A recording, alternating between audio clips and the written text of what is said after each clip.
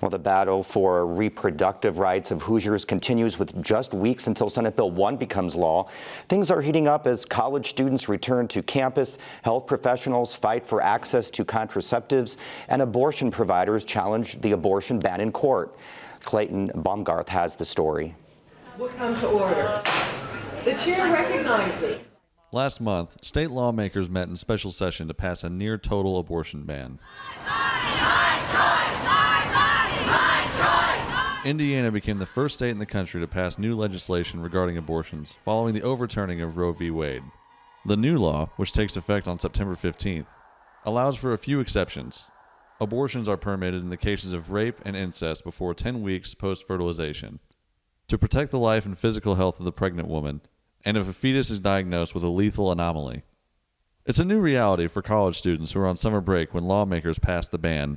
I think it's a really bad situation, and hopefully, some legislation could be introduced that could counter some of the effects, but we'll see. Constituents are divided and also concerned with the wording of the bill. One question raised by students: what exactly does "to protect the life and physical health of the pregnant woman" entail?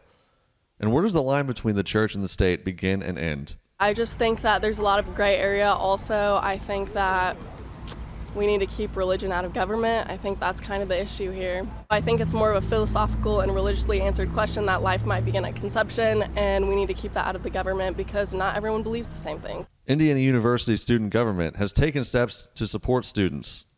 IUSG is covering the cost of emergency contraceptives for all IU Bloomington students this school year. Students will be able to pick up Plan B at the Student Health Center free of charge. SB-1 does not address the use and availability of contraceptives in Indiana, even though it's an important piece of the debate on reproductive rights. In the current state, what we're seeing going on across the country is that access to contraception is a concern, and contraception does decrease abortions. During the special session, Democratic State Representative Rita Fleming introduced an amendment to a spending bill that would have allowed pharmacists to write prescriptions for contraceptives without approval from a primary care provider. The bill failed in the House by a single vote. That amendment was something that the Indiana Pharmacy Association supported, and as pharmacists, we are very excited about in the state. The anti-abortion group Indiana Right to Life has lobbied against allowing pharmacists to prescribe birth control, but Fleming still expects the bill to come back up during the regular session in January.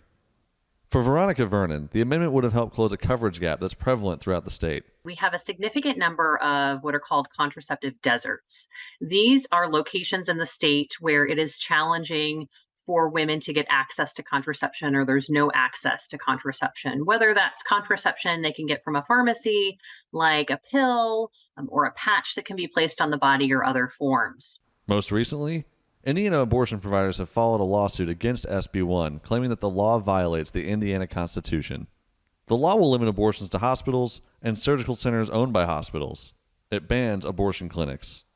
Abortion providers, including Planned Parenthood and Whole Women's Health Alliance, argue the law is discriminatory. Furthermore, they allege the law is unconstitutionally vague.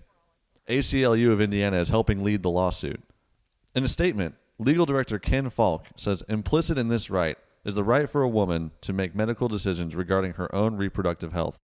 This ban on abortion will force Hoosiers to carry pregnancies against their will, leading to life-altering consequences and serious health risks. Indiana Right to Life is confident the suit won't be successful, saying the state constitution does not grant the right to an abortion and actually states life as an inalienable right. Regardless of your interpretation, IU student AJ Porter says the issue is the ban doesn't reflect what most people in Indiana actually want. Most people are very moderate on abortion. They're not like super pro-life. They're not super pro-choice. For Indiana News Desk, I'm Clayton Baumgarth. Now, Kansas put the abortion question to voters in the form of a ballot referendum last month.